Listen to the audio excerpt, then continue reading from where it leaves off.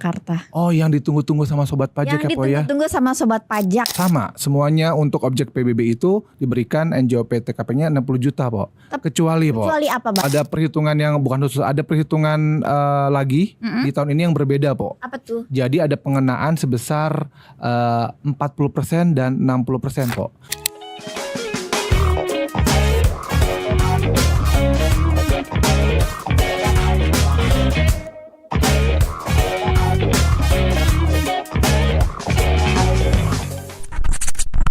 Assalamualaikum warahmatullahi wabarakatuh. Selamat datang di podcast Obrolan Pajak Daerah Bapenda Jakarta. Lebih kenal, Lebih bijak. Semangat, Po. Semangat. Pagi ini semangat sekali. Semangat. Apa kabar, Po? Ayo baik, Bang. Abang gimana? Alhamdulillah baik. Ketemu lagi nih sama sobat pajak semuanya. Pada hari ini, setelah kemarin tuh sempat kita digantiin dulu, Po, kemarin. Oh iya. Sama Bang Faisal sama Pok Murni di episode sebelumnya. Nah, Bener, sekarang Bang. di episode ini kita ketemu lagi, Po. Hari ini kita ngebahas apa, Po? Yang lagi hits Primadona Jakarta. Hits Primadona Jakarta. Yang baru terbit tuh, Bang, Primadona Jakarta. Oh, yang ditunggu-tunggu sama sobat pajak Yang ya, Po ya? ditunggu-tunggu sama sobat pajak sejak awal tahun ini, Bang. Sejak awal tahun. Akhirnya datang juga. Apakah itu artis? Lebih kayaknya. Drakor? Soalnya dibayarnya lebih, so. Oh, dibayarin lebih ya, Po. Berarti bukan artis, bukan drakor ya? Apa itu, Po? PBB P2, Bang. PBB P2 tahun 2024 ya, Po ya? Tahun 2024. Oh, yang kemarin baru dikeluarkan oleh Gubernur DKI Jakarta. Betul, jadi Jakarta baru aja menerbitkan SPPT PBB tahun 2024 untuk Provinsi DKI Jakarta. Tentu saja masih dalam bentuk elektronik ISPPT. ISPPT. Formatnya masih sama kayak tahun lalu, Po ya. Dikirimkannya secara langsung ke email masing-masing. Yang sudah terdaftar. Ke email yang sudah terdaftar ke masing-masing wajib pajak. Betul. Gitu. Nah, tapi PBB 2024 ini ada perbedaan, Po. Pertama, aturan itu udah berbeda kan, Po. Betul, perda baru ya, Bang ya. Kita pakai perda baru, kita udah pakai perda 1 tahun 2024. Otomatis di dalamnya banyak yang baru, Po. Banyak yang baru, Bang. Tarifnya baru, Tarif baru, perhitungannya juga baru. hitungannya baru. Nah, supaya lebih jelas, lebih detail lagi, kita ngobrol aja langsung, Po. Boleh, Ya. lanjut, Bang. Lanjut dong. Kita Ayo dong, Pomnya Boleh dulu. deh. Boleh. Semangat Biasa ya. semangat kita. Udah lama nggak jumpa udah sobat lama pajak ya. nggak ketemu sobat pajak, jadi kita langsung rebutan. Ayo, Empon dulu deh. Kita refresh dulu ya, Ya, PBB betul. P2 itu apa sih ya kan? Nah, pajak bumi Bang kecepetan, Bang. Coba diulang. Ke atas dulu. Ini operatornya masih grogi juga. Enggak, ini nih kok Mungkin nggak grogi kooperatif, ngelihat Pomnya hari ini begitu cerah kali As ya, Po. always, right? Iya. Ya kan? Oke, jadi kita refresh dulu ya. Apa Ya. sih pajak bumi dan bangunan pedesaan perkotaan yang Perdesaan dan pedesaan dan perkotaan. perkotaan yang sering kita dengar sebagai PBB P2. Ya, PBB P2 adalah pajak atas bumi dan atau bangunan yang dimiliki, dikuasai dan atau dimanfaatkan oleh orang pribadi atau badan. Nah, jadi kalau berdasarkan definisi itu ya, Bang ya, dimiliki, dikuasai dan atau dimanfaatkan. Ya. Jadi PBB P2 itu sebenarnya adalah bukan bukti kepemilikan ya, Bang Ya, ya. pasti bukan bukti kepemilikan. Ini hanya untuk pembayaran pajaknya ya, Po ya. Betul. Oke, lanjut ya. Di sini yang dimaksud dengan bumi adalah permukaan bumi yang meliputi tanah dan perairan pedalaman. Dan bangunan yang dimaksud adalah konstruksi teknik yang ditanam atau dilekatkan. Dilekatkan secara tetap di atas permukaan bumi dan di bawah permukaan bumi. Oke. Gitu, Bang. Berikutnya aja deh, Po. Boleh, Kayaknya udah makasih habis ya, napas tuh. Objek PBB P2 adalah bumi dan atau bangunan yang dimiliki, dikuasai dan atau dimanfaatkan oleh orang pribadi atau badan kecuali kawasan yang digunakan untuk kegiatan usaha perkebunan, perhutanan dan pertambangan. Jadi kalau untuk DKI itu hanya P2, Po. Kalau P3-nya ada di pemerintah pusat. Oh, oke. P2 itu apa? Perdesaan dan perkotaan. Kalau P3 itu perkebunan, perhutanan dan pertambangan. Ini adanya di pemerintah pusat, Po, di DJP. Oh, gitu. Gitu. Nah, berikutnya subjek pajak PBB P2 adalah orang pribadi atau badan yang secara nyata mempunyai suatu hak atas bumi dan atau memperoleh manfaat atas bumi dan atau memiliki, menguasai dan atau memperoleh manfaat atas bangunan. Nah, terkait PBB ini, Po, ada beberapa hal yang perlu diketahui nih. Apa aja sih di dalam PBB itu termasuk variabel yang penting, Po, di dalamnya. Itu Apa tuh, ada Bang? NJOP atau nilai jual objek pajak dan NJOP TKP, nilai jual objek pajak tidak kena pajak. Nih, Ayah juga tahu nih, ada yang baru nih terkait NJOP TKP, nilai jual objek pajak tidak kena pajak di PBB tahun ini. Nah, oke. Bisa dijelasin Bang? Jelasin dulu ya. Kalau untuk NJOP atau nilai jual objek pajak adalah harga rata-rata yang diperoleh dari transaksi jual beli yang terjadi secara wajar. Secara wajar po. Oke. Tetapi jika tidak terjadi transaksi jual beli, maka NJOP ditentukan melalui perbandingan harga dengan objek lain yang sejenis atau nilai perolehan baru atau NJOP pengganti po. Ini sebenarnya teknis sih po ya. Iya. Lalu tadi po nanya tentang NJOP TKP. NJOP TKP apa sih yang baru nih tahun ini Bang? Yang baru itu besarannya po. Besarannya? Ya, besaran NJOP TKP untuk PBB itu adalah tahun lalu itu kan NJOP TKP PBB itu sebesar 15 juta. 15 juta. Ya. Di tahun ini sesuai dengan Perda nomor 1 tahun 2024 itu NJOP TKP ditetapkan sebesar 60 juta rupiah po. Tambah ya. Ya, jadi lumayan mengurangi dasar pengenaan pajaknya ya. Betul. Jadi jumlah PBB-nya pun lebih berkurang po dibanding tahun lalu. Semuanya dapat NJOP TKP kah? Sama, semuanya untuk objek PBB itu diberikan NJOP TKP-nya 60 juta po. Kecuali apa Bang? Kecuali kalau misalnya satu wajib pajak itu mempunyai beberapa objek pajak PBB, itu cuma satu aja po yang dikasih NJOP TKP-nya. Misalnya Pomia nih punya dua rumah PBB, punya dua rumah, ada dua SPPT PBB. Nah yang diberikan NJOP TKP 60 juta atau pengurangnya itu hanya satu saja po, nggak dua-duanya. Jadi yang satunya lagi? Yang satunya lagi nggak kena. Nggak dapet. Jadi yang dapat pengurangan atau NJOP TKP itu hanya yang satu objeknya aja. Jadi yang punya rumah banyak atau yang punya objek banyak di Jakarta nih ya, nggak semuanya dapat pengurangan NJOP TKP itu NJOP ya. TKP betul, hanya satu saja po. Hanya satu saja. Untuk kalau misalnya dia punya lebih dari satu ya, nah gitu. Oke, terus apa lagi Bang? Nah kalau untuk NJOP ini ada juga perhitungan khususnya nih po. Ada perhitungan yang bukan khusus, ada perhitungan lagi di tahun ini yang berbeda po. Apa tuh? Jadi ada pengenaan sebesar 40% dan 60% po. Kalau di aturannya itu ya po ya, kalau di aturannya itu memang disebutkan untuk NJOP yang digunakan sebagai perhitungan ditetapkan tuh paling rendah 20% dan paling tinggi 100% dari NJOP setelah dikurangi NJOP TKP. Oke, jadi kalau dirangkum tuh ya, menurut perdanya NJOP yang digunakan sebagai dasar pengenaan perhitungan PBB P2-nya itu adalah dalam range-nya itu 20% paling kecil dan paling banyak adalah 100%. Itu kan menurut perdanya. Tapi gimana dengan tahun ini di Jakarta itu sendiri Bang? Kalau untuk di DKI Jakarta berdasar pengenaan yang digunakan itu sebesar 40%, 40% dan 60%. 60%. Ada dua ya? Ada dua. Ini kemana aja nih? Buat apa aja nih? Kalau untuk yang 40% itu diberikan untuk jenis-jenis objek pajak seperti rumah, lalu ada rusun, rumah susun, dan apartemen. Ya, hanya itu saja po yang diberikan. Yang diberikan 20% ya po ya. 40% tadi kata Abang. 40%. 40%. Betul, mohon maaf ya. Jadi untuk objek pajak dengan jenis rumah susun atau rusun dan apartemen itu dasar pengenaannya sebesar 40%. Di luar itu 60%. Dirangkum sebentar nih kalau gitu. Berarti tadi sesuai penjelasan Abang sebelumnya, untuk mendapatkan dasar pengenaan PBB 40% dari NJOP yang tertera di PBB itu haruslah objek pajaknya berupa rumah tinggal, rumah susun, dan apartemen. Berarti selain dari itu dasar pengenaan PBB-nya dikenakan 60% dari NJOP.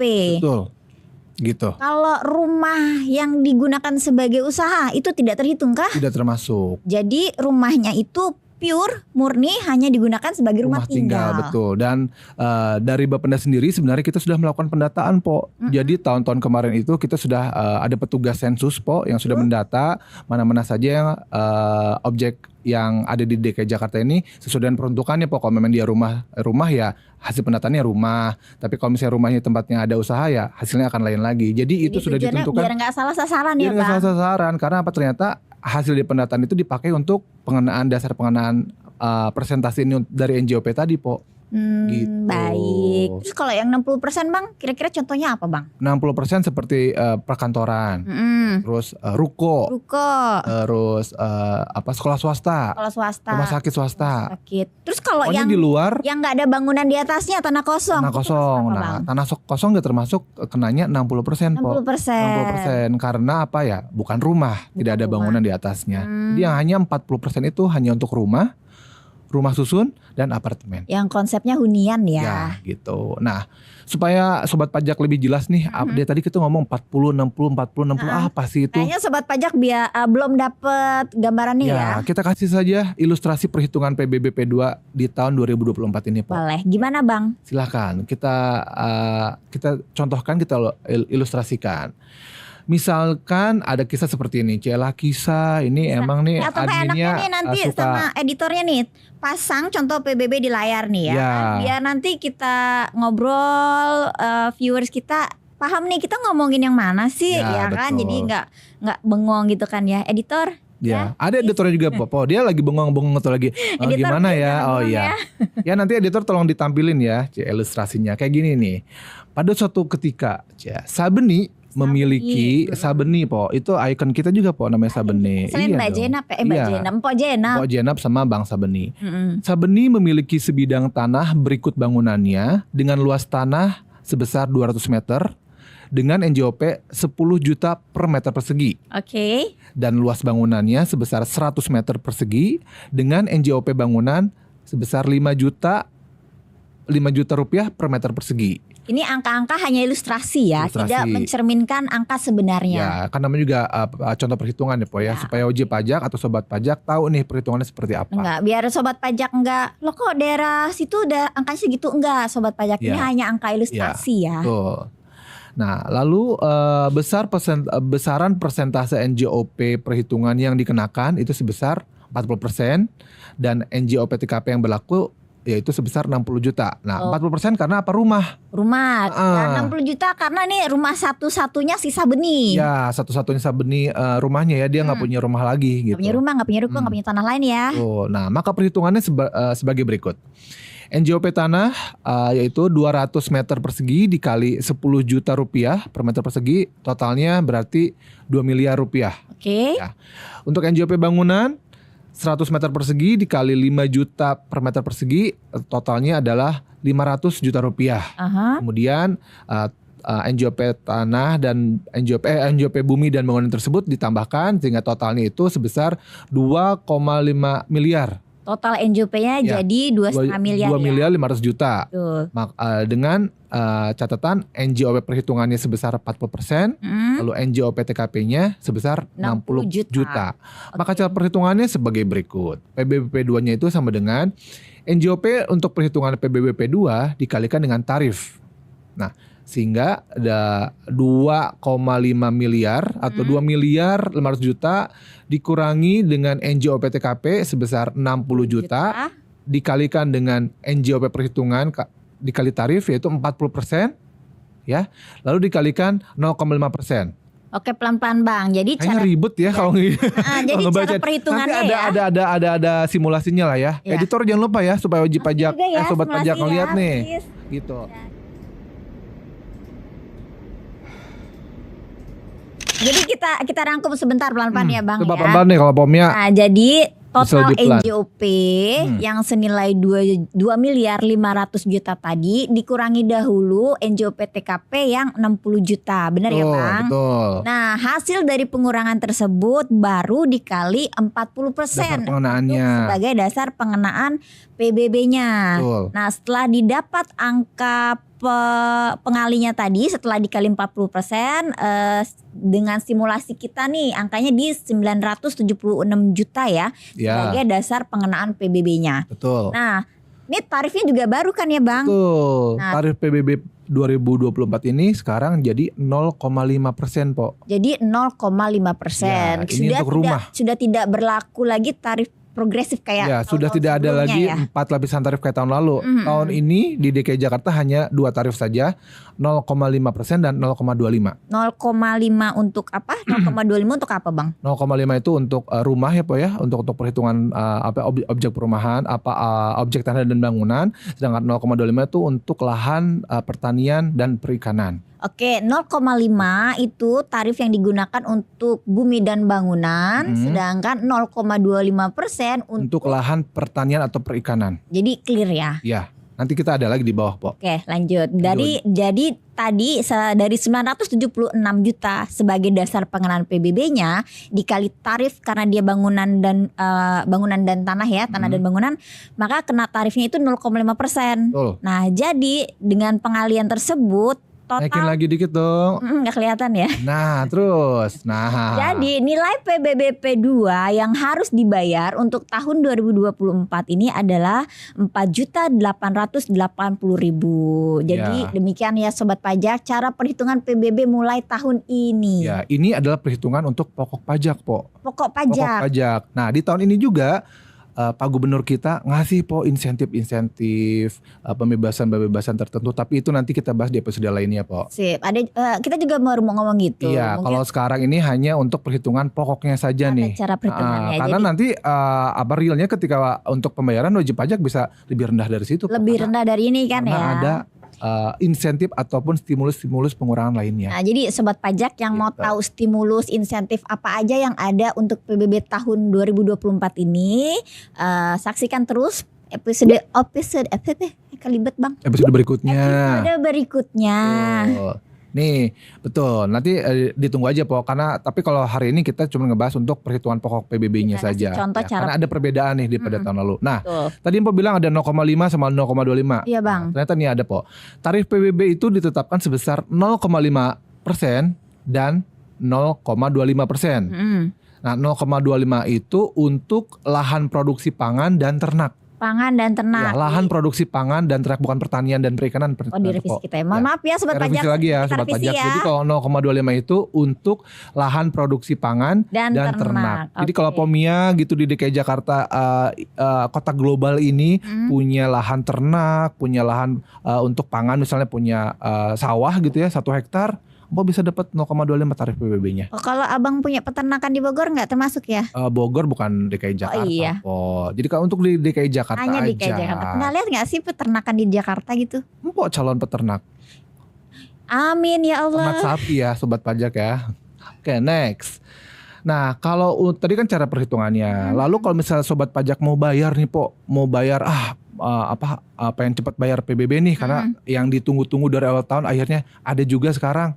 Kemana Po bayarnya? Oke, kayaknya udah nggak aneh lagi ya kalau di DKI Jakarta nih kita ngasih banyak kemudahan buat Sobat Pajak kita. Pasti Termasuk channel-channel pembayarannya. Kita udah punya banyak channel pembayaran untuk PBB P2 yang bisa digunakan Sobat Pajak Jakarta.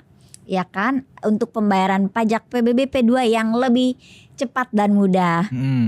Sekarang kita bisa bayar seperti biasa dengan Bank DKI, Bank BJB, Bank Mandiri, dan bank-bank lainnya yang BCA Digital dan lain sebagainya macam segala ya. macamnya yang kita nggak bisa sebut karena banyaknya ya. Mungkin Banyak. nanti editor bisa dibantu nih channel ya kan, tambahin dong. Atau datangin ya juga kan? dong ke website kita aja.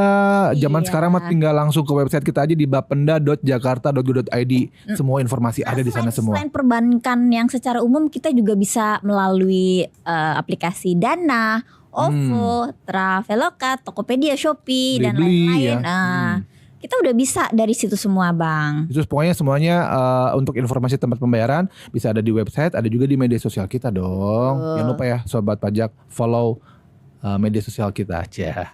Nih terus kalau Promosi. misalkan nih Sobat Pajak yang sebagai wajib pajak yang taat dan patuh, begitu terima langsung bayar, apa rewardnya? Oh iya benar. Ini dong yang ditunggu-tunggu nih pastinya. Selain nunggu PBB kapan keluar, itu udah keluar dan sekarang itu adalah saat yang paling tepat untuk bayar. Kenapa? Kalau Sobat Pajak bayar sekarang nih di bulan ini langsung dapat potongan sebesar 10%. Wow. 10%. 10% loh sobat pajak, itu sangat-sangat besar ya, lumayan banget loh, bisa sisanya bisa buat shopping-shopping nih. Bisa shopping-shopping. Jadi kalau wajib pajak bayar PBB tahun 2024 sekarang itu bisa langsung mendapatkan pengurangan sebesar 10% otomatis. Tanpa permohonan, tanpa pengajuan apa-apa, langsung bayar ke bank, itu sudah berkurang sebesar 10%. Hanya bank aja yang dapat pengurangan? Oh, enggak dong, semua tempat pembayaran maksudnya seperti tadi lewat perbankan atau lewat marketplace atau yang tadi yang disebutin tuh Dana OVO segala macam. Pokoknya di semua tempat pembayaran PBB langsung dapat diskon atau potongan sebesar 10%. Jadi ayo cepet bayar sekarang juga. Sobat pajak yang mau dapat potongan PBB P2 10%, Ya. bayar PBB P2 Anda sekarang selama masih berlaku potongan 10%. Iya, jangan ditunda-tunda karena untuk periode 10% ini ada batas waktunya. Ada batas waktunya. Gitu. Jadi cepet-cepet deh langsung bayar. Semakin cepat bayarnya semakin untung. Dapat potongan maksimal. Betul. Bayar lebih awal dapat potongan maksimal. Tagline-nya sobat pajak. Asik. Nah, kayaknya dari A tadi kita udah ngasih tahu tentang perhitungan. Lalu juga kita udah ngasih tahu tarif PBB terbaru, tempat pembayaran sama diskon. Ini kita, udah lengkap. Kita udah ngasih tahu insentif gitu kan ya. Kita udah lengkap banget nih ngasih tahu informasinya. Nah, kalau sobat pajak ya yang ingin tahu informasi-informasi lainnya seputar pajak daerah, kita sarankan pantau terus akun Humas Pajak kita. Bisa melalui apa aja nih? Yang pertama ada di Instagram di Humas Pajak Jakarta, lalu ada di Facebook juga ada di Humas Pajak Jakarta, lalu ada di X dulunya Twitter di Humas Pajak JKT, lalu ada di TikTok Humas Pajak Jakarta dan kanal YouTube dong, Humas Pajak Jakarta. Termasuk podcast kita hari ini ada di YouTube. Lalu selain itu Po ada di mana lagi? Kita punya website. Di situ kita juga kita punya banyak informasi. Kalau sobat pajak ingin tahu tata cara penggunaan, kita kan punya pajak online ya.